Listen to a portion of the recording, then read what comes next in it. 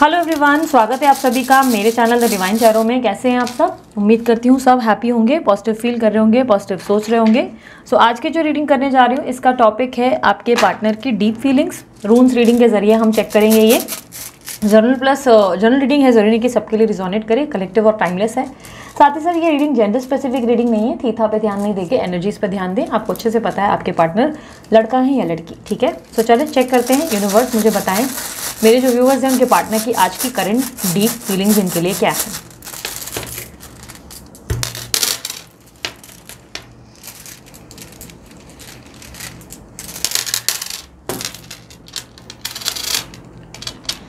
आपके पार्टनर मुझे काफ़ी हद तक ऐसा दिखाई दे रहा है कि थोड़ा सा इस रिलेशनशिप में गैप लेते हुए नज़र आ रहे हैं। ऐसा लग रहा है जैसे बात नहीं कर रहे हैं और कहीं ना कहीं आपके रिश्ते को अवॉइड करते नज़र आ रहे हैं। ऐसा लग रहा है जैसे कि इस रिलेशनशिप को ये बहुत ज़्यादा अवॉइड कर रहे हैं, सिचुएशन को डील नहीं कर पा रहे हैं, आपसे बात नहीं कर पा रहे हैं, कहीं ना कहीं किसी से डरते या छुपते हुए भी नज़र आ रहे हैं। ऐसा लग रहा है जैसे किसी व्यक्ति से ये बहुत छुप रहे हैं या घबरा रहे हैं, या ये कह सकते हैं कि आपको प्रोटेक्ट कर रहे हैं। It's a past life connection. ये व्यक्ति पास्ट लाइफ कनेक्शन में है आपके साथ। ऐसा दिखाई दे रहा है कि ये व्यक्ति चाहकर भी आपको भूल नहीं सकते, ये भूल नहीं पा रहे आपको। ईसा की एनर्जी है, यस ईसा है ये, ओके यस ईसा की एनर्जी है। ऐसा लग रहा है इमोशनली ये व्यक्ति आपको भूल नहीं पा रहे हैं। ये चाहते हैं कि ये आपको भूल जाए और अपने जीवन पे, अपने आप पे फोकस करें, अपनी लाइफ में आगे बढ़े, क्योंकि यही आप दोनों के लिए बेहतर होगा, ऐसा इनका मानना है। बट दूसरी तरफ ऐसा लग रहा है जैसे कि ये जितना प्रैक्टिकल हो रहे हैं, यहाँ पर मुझे प्रैक्टिकलिज्म दिख रहा है। ऐसा लग रहा है सोसाइटी के बारे में सोच रहे हैं, परिवार के बारे में सोच रहे हैं, आसपास के लोगों के बारे में सोचकर अपने काम पर भी ध्यान दे रहे हैं। जितना ये प्रैक्टिकल हो रहे हैं, ये जितना प्रैक्टिकल होकर आगे बढ़ रहे हैं, उतना ही ऐसा दिखाई दे रहा है जैसे कि इमोशनली अंदर से लोनली हो रहे हैं। इमोशनली उतने ही अकेले होते चले जा रहे हैं, उतना ही अपने अंदर अपने पुराने वजूद को मिस कर रहे हैं। पुराना वजूद जैसे देखो, इनके अंदर ना वो एनर्जी दिख रही है जिसमें ये व्यक्ति ना आपके सामने अपना बचपना दिखाने से डरते नहीं थे। आपके सामने ये बहुत हंसते थे, मस्ती करना या अपने मन का हर प्रॉब्लम जैसे आपसे शेयर करना इनको आसान लगता था। इनको लगता था ये इजी है, ये बहुत आसान है, जैसे कि ये आपसे कुछ भी शेयर कर सकते हैं। ये बहुत ही आसान है कि ये आपके सामने कोई भी हरकतें करे तो आप इनको जज नहीं करेंगे। अगर आप इनके सामने कोई गंदा सा जोक भी मारे मतलब आपके सामने, तो आप इनको बिल्कुल भी ऐसे नहीं बोलेंगे कि छी कितने गंदे हो, क्योंकि आप उनमें से नहीं हो जो इनको जज करते। अगर ये आपसे कुछ बातें शेयर करना चाहते तो ये बहुत आसानी से और सरलता से आपसे शेयर कर सकते थे। वो इनर चाइल्ड इनका आप जगा देते, आप इनके अंदर का बच्चा जगाने में बहुत सक्षम थे। आप इनकी केयर करते, इनसे इतना प्यार करते और ये आपको हर दिन की सारी बातें बताते कि यार ऐसा हो गया, पता है आज पूरा दिन ऐसा रहा, या आज मेरे लिए मेंटली यहाँ एग्जॉस्टेड था, आज यहाँ पर घर में ये प्रॉब्लम हो गई। हर चीज़ ये आपसे खुलकर बताते। तो जैसे कि ना ऐसा लग रहा है कि अगर मैं आपके रिश्ते की बात करूँ तो अपने रिश्ते में ये अपने बेस्ट फ्रेंड को बहुत मिस करते हैं। ये मिस करते हैं कि इनका आपके साथ जो कनेक्शन था वो किसी बेस्ट फ्रेंड से कम नहीं था।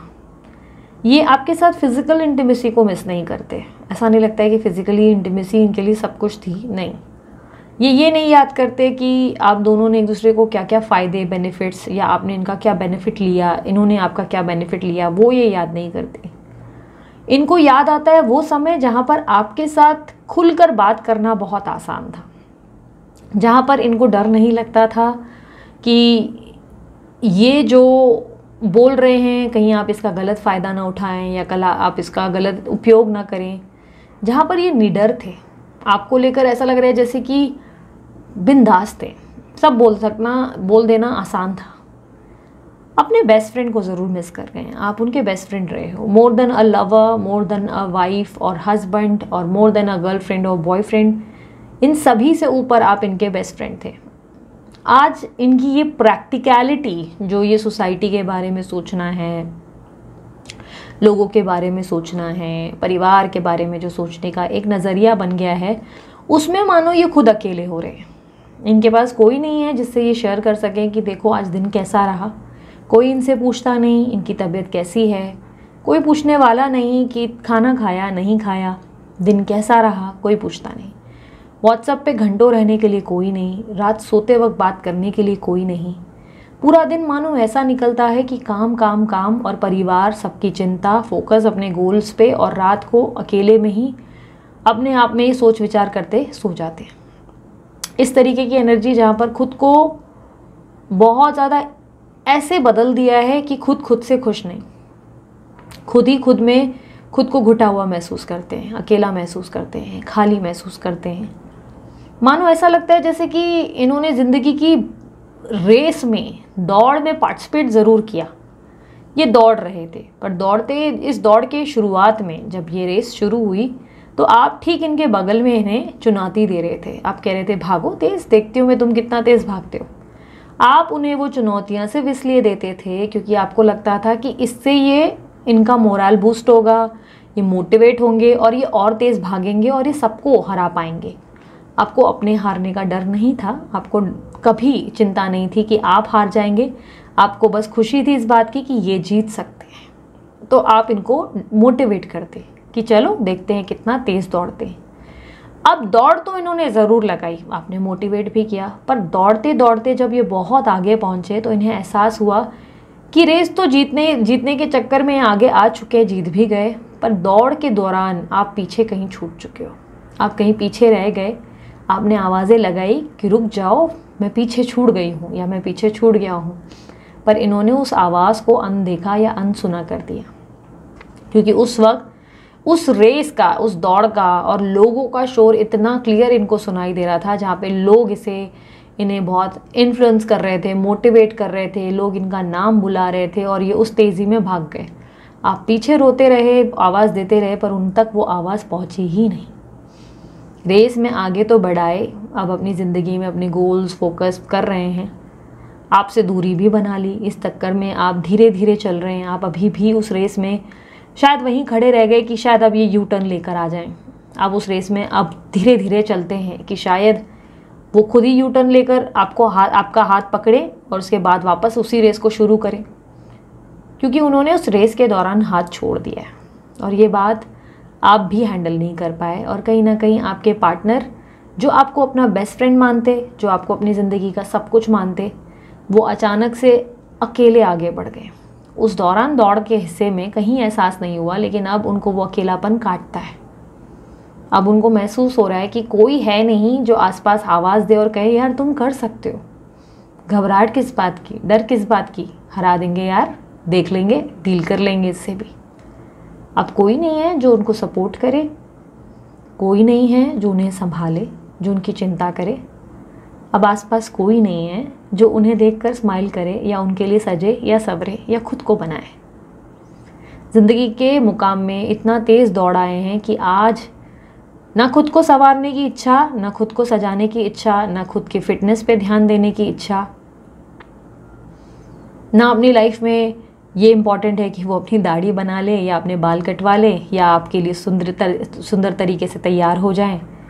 लड़का है या लड़की, कोई भी हो सकते हैं आपके पार्टनर, बट हो सकता है कि वो साड़ी पहनते थे, बट अब वो किसके लिए वो साड़ी पहनेंगे। हर चीज़ उन्होंने अपने अंदर जैसे धीरे धीरे समय के साथ ख़त्म कर दी। अगर वो मुड़कर देखें तो एहसास ये होता है कि उनके अंदर का पुराना बच्चा कहीं पीछे छूट गया, जो आपके साथ जोड़ता था उनको। आप जब उनके साथ होते तो वो उस बचपन को मिस करते। तो आपके पार्टनर यस अकेले हैं, भीड़ में चल रहे हैं, भीड़ में बहुत तेज़ी से चल रहे हैं, मैं ये कहूँगी कि दौड़ रहे हैं, लेकिन उस दौड़ में उन्हें मज़ा किसी चीज़ में नहीं आ रहा, क्योंकि दौड़ में भी मानो जीतते हुए, उस सीढ़ी को चढ़ते हुए भी मानो ऐसा लग रहा है जैसे उस सीढ़ी से वो गिर रहे हैं। उन्हें ऐसा महसूस हो रहा है जैसे किसी चीज़ की खुशी नहीं, जीतने का कोई मज़ा नहीं, कोई चेयर करने वाला नहीं, कोई चिल्लाने वाला नहीं, कोई खुश होने वाला नहीं, कोई उनकी खुशी में हैप्पी होकर उनको गले लगाने वाला नहीं। ज़िंदगी की इस दौड़ में सब कुछ जैसे पीछे छूटा और अब ये अकेलापन, ये खालीपन लेकर भारी मन के साथ आपके पार्टनर आगे बढ़ रहे हैं।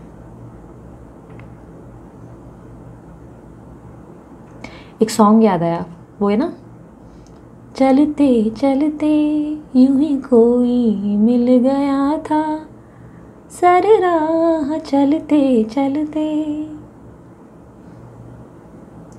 ये कहीं ना कहीं ऐसा ही कुछ हो गया आप लोगों के साथ कि चलते चलते आप दोनों एक दूसरे से मिले और दोनों की जैसे मुलाकात हुई, आंखों में आंखें मिलाई, बात की, मुस्कुराए, और अब जैसे अलग ही कहानी है। दोनों एक अलग अलग दुनिया में हो, दोनों आज एक दूसरे को याद करते हो, दोनों आज एक दूसरे के लिए जीते हो, याद करते हो, अपनी दुनिया में बिजी हो गए। आप उनके लिए उसी भीड़ में, उसी रेस में खड़े रह गए, लेकिन वो आगे बढ़ गए। तो अगर आपका सवाल कभी ये बैठा ना आपके मन में कि दीदी क्या वो मुझे याद करते हैं, क्या याद आता है वो समय जो हम दोनों ने साथ बिताया, तो आज इस रीडिंग में आपको मैंने आपके सारे सवालों के जवाब दिए हैं। आपके पार्टनर ने डेफिनेटली आपको सबोटैज किया है, मुझे पता है। आपके पार्टनर ही हैं वो व्यक्ति जिन्होंने आपके लिए नो कॉन्टैक्ट सिचुएशन क्रिएट की है। ये उन लोगों में से है जिन्होंने आपकी उस रेस के दौरान कदर नहीं की। आप रो रहे थे, आप परेशान हो रहे थे, ध्यान नहीं दिया। लेकिन आज जो उनके जीवन में हो रहा है उसका अंदाज़ा लगाना या कुछ भी महसूस कर पाना आपके लिए भी उतना ही डिफ़िकल्ट है। आपको उनके हंसते मुस्कुराते डीपी नज़र आते, पार्टीज़ के फ़ोटोज़ नज़र आते, पर उस हंसी के पीछे कभी आंखों में खो जाए, कभी जूम करके आंखें देखो तो पता चलेगा कि अंदर कितना पेन है। आपके पार्टनर अपने जीवन में आगे तो बढ़ गए, लेकिन उन्होंने बहुत कुछ खोया है पीछे, और इसका एहसास उन्हें है। पर क्या दीदी उन्हें रियलाइजेशन होने के बाद भी एक बार नहीं लगता कि वो वापस आ जाएं? एक बार नहीं लगता कि उन्हें हक कर लेना चाहिए और मुझे पा लेना चाहिए? कई बार लगता है। जवाब है कई बार लगता है। सपनों में इन्होंने आपको गले लगाया है, कई बार अपने आसपास महसूस किया है, करवट बदलते हुए, कभी किस तरीके से, कभी किस तरीके से। बट फ़ायदा क्या दीदी, फ़ायदा क्या? वो तो आई नहीं। आप लोगों की ज़िंदगी में, आप लोगों की रिलेशनशिप में एक ऐसी बुरी स्थिति घटित हुई है जिसे ना कभी आप भूल पाए ना वो भूल पाए। जब जब दोनों वापस आने की कोशिश बना रहे थे या यूनियन पॉसिबिलिटी बनती रही, तो मानो वो पुरानी ज़ख्म और तकलीफ़ें ज़्यादा याद रह गई, प्यार याद रहा ही नहीं। जैसे पहले की तरह कैसे हो, पूरा दिन कैसा रहा, हंसने वाली बात, केयरिंग वाली बात, वो इमोशंस पीछे छूट गए। आप लोग यूनियन चाहते हो, आप लोग चाहते हो वो व्यक्ति वापस आए, पहले जैसे दीदी सब कुछ हो जाए। अपने मन से एक बार सवाल करना इस बार, क्या लगता है इतने सालों के बाद जो गैप है, इसके बाद अगर ये यूनियन होता है तो तेज़ी से सब चीज़ें ठीक हो जाएंगी? क्या लगता है कि जो दूरियां आप दोनों के बीच में आई, जो वो आखिरी वक्त आया जिस वक्त आप रो रहे थे, परेशान थे, इन्होंने कुछ ट्राई किया, नहीं समझ आया, कुछ ऐसे कदम दोनों ने उठाए, क्या वो वक्त भूला जा सकता है? क्या ये मुमकिन है? क्या आपको लगता है कि चीज़ें आने के बाद आप सब कुछ पीछे का छोड़कर, भूल कर एक नई शुरुआत कर सकते हैं? क्या आपको लगता है कि वो सारी चीज़ें वो भूल कर वापस आप पे भरोसा कर सकते हैं? क्या आपको लगता है कि आप उन पे भरोसा कर सकते हैं? इस रिश्ते के खट्टे पल बहुत ज़्यादा रहे। ये नहीं कहूँगी कि प्यार नहीं था, प्यार तो था। अंत दिनों में कुछ खट्टे पल, इनके कुछ धोखे, इनके झूठ, इनके पॉलिटिकल स्वभाव, कुछ गलतियाँ आपसे भी हुई। इसके बाद क्या एक दूसरे को माफ़ करके दोबारा शुरुआत करना आसान है? जवाब है बहुत मुश्किल। तो क्या दीदी हमारा कभी रियूनियन नहीं होगा? जवाब है यूनियन सिर्फ तब होगा जब आप लोग दोनों इस बात को समय के साथ समझना शुरू करेंगे कि आप दोनों के बीच में जो भी हुआ उसमें ना उनकी गलती ना आपकी गलती। प्यार दोनों ने किया, साथ में हंसे, साथ में रोए, साथ में एक दूसरे को गुस्सा किया, नाराज़गी दिखाई, साथ में हक भी जताया। इस रिश्ते में मर्जी दोनों की शामिल थी। इस रिश्ते में ये महसूस करना जिस दिन आप बंद कर लोगे कि ये रिश्ते में आप सिर्फ यूज़ हुए, व्यक्ति ने यूज़ किया, फिज़िकली, फाइनेंशियली धोखा दिया, तब तक ये रिश्ता यूनियन में कैसे आ सकता है? क्योंकि वो आ गए तो आप उनको वो गिनाएंगे जो गलतियाँ वो भी आपके प्रति महसूस करते हैं। उन्हें भी यही लगता कि आप यूज़ करते, आप हमेशा सिर्फ अपनी बातें करते, आपने याद किया ही नहीं वो तीसरे व्यक्ति के अलावा ये आपसे क्या चाहते हैं। शिकायतें तो उनकी भी हैं। यूनियन तब होता है जब आप दोनों अपनी अपनी शिकायतें भूलते हो, जब आप लोग भूल जाते हो कि पास्ट में क्या हुआ, जब आप लोग भूल जाते हो कि अब आप लोग दोनों के बीच में जो समय था वो जा चुका है, वो तीसरे व्यक्ति की महत्व उसे देना बंद कर देते हो, जब उस तीसरे इंसान को प्रायोरिटी देना बंद कर देते हो और सिर्फ एक दूसरे के बारे में सोचते हो, तब होता है असल यूनियन। पर दीदी ये तो हम हर दिन करते हैं। मैं उसे माफ़ करके अपनाने के लिए रेडी हूँ। एक बात मुझे सिंपल से बताना, सोच के, इस रिश्ते में वो व्यक्ति वापस आते हैं, आप 4 दिन 5 दिन बहुत अच्छे से रहेंगे, 1 महीना अच्छे से रहेंगे, 1 महीने बाद अब फिर उनकी ज़बान पे किसी तीसरे व्यक्ति का जिक्र सुनते हैं या उन्हें काम में व्यस्त पाते हैं या फिर उसी व्यक्ति से बात करते महसूस करते हैं जिस व्यक्ति से आपको प्रॉब्लम है। आपका रिएक्शन क्या होगा? प्लीज़ अब देवता या देवी बनकर मुझे ये मत कहना कि दीदी मैं तो बहुत दिल से माफ़ कर दूंगी, मैं रिएक्ट ही नहीं करूँगी। जिस दिन ये दिल से निकलेगा ना कि हाँ ये सब हो सकता है, ये मुमकिन है, हम एक शुरुआत कर सकते हैं, तब असल यूनिवर्स मौका देगी आपको शुरुआत करने का। इस वक्त यूनिवर्स आपसे बदलाव की उम्मीद करती है। आपके पार्टनर और मैंने आपसे क्या कहा कि आपका एक स्ट्रॉन्ग पास्ट लाइफ कनेक्शन है एक दूसरे के साथ, जिसके कारण आप एक दूसरे के बिना नहीं रह पाते, अकेले नहीं रह पाते, अलग रहकर भी एक दूसरे के बारे में सोचते हो। चाहे कितने प्रैक्टिकल हो जाओ, चाहे कितने काम में रहो, घूम फिर के एक दूसरे को बहुत याद करते हो, क्योंकि अंदर से लोनली हो, अंदर से कंप्लीट वाली फीलिंग मिसिंग है, कंप्लीट नहीं फील कर पाते, क्योंकि एक दूसरे के साथ ही एक दूसरे को कंप्लीट किया करते थे आप लोग। खुद को और दूसरों को ब्लेम जब तक करोगे ना, यूनियन थोड़ा सा डिफ़िकल्ट होता ही है। आप लोगों के अंदर एनलाइटमेंट आता है जिसमें आपको एहसास होता है कि कितनी गलतियां आपकी और आपके सामने वाले व्यक्ति की होती हैं। वो गलतियों को माफ़ करके आगे बढ़ते हैं ना, जब आप असल लाइफ में अपनी ज़िंदगी में अपने आप को फोकस करके स्माइल के साथ ये कहते हैं कि यार तू जिधर भी रहे, भगवान करे बस तू खुश रहे, तू जिधर भी रहे, मुझे फ़र्क नहीं पड़ता, क्योंकि मैंने तुझसे प्यार किया, तुझे पाना मेरा सपना नहीं है, तू खुश रहे। तुझसे प्यार किया, तूने किया नहीं किया, तू साथ है नहीं, वो इम्पोर्टेंट नहीं। मेरा प्यार इतना खोखला नहीं, मेरा प्यार इतना झूठा नहीं कि मुझे तुझे पाकर ही खुशी मिले। मेरा प्यार ऐसा है कि भले तू किसी के साथ रहे, बस तू खुश रहना, तेरी सेहत सही रहे, तू ठीक है, कोई बात नहीं तूने जो किया, कोई बात नहीं जो इस रिश्ते में हुआ, शायद कुछ गलती मेरी, शायद तेरी, हम दोनों ने कुछ गलतियाँ की, पर तू अब खुश रहना और मैं भी खुश रहकर आगे बढ़ूंगी।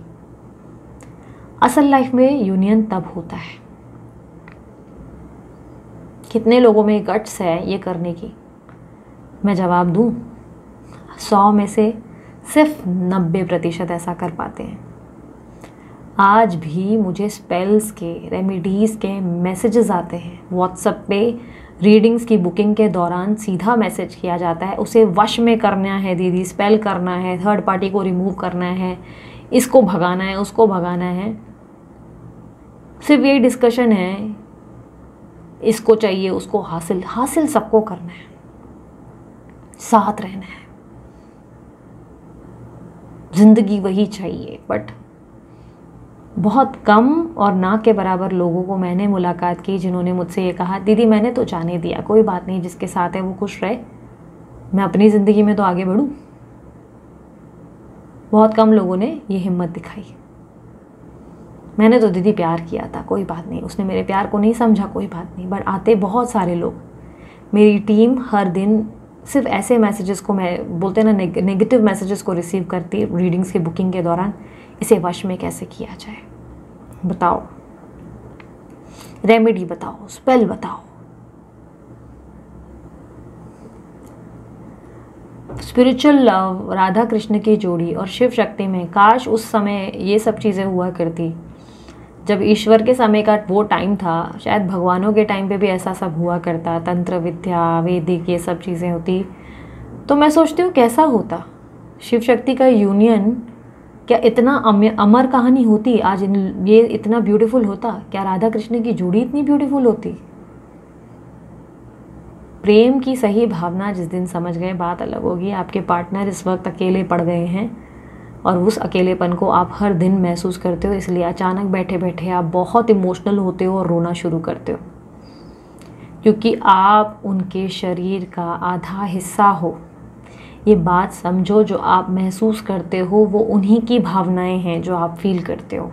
अकेलापन, इमोशनल पेन, अचानक रोना, सांस लेने में दिक्कत होना, बुरे सपने आना, ये सब आपको बताता है कि आपका आधा हिस्सा इस वक्त खुश नहीं। उसकी खुशी की प्रार्थना कर लो और उसे आगे बढ़ने दो।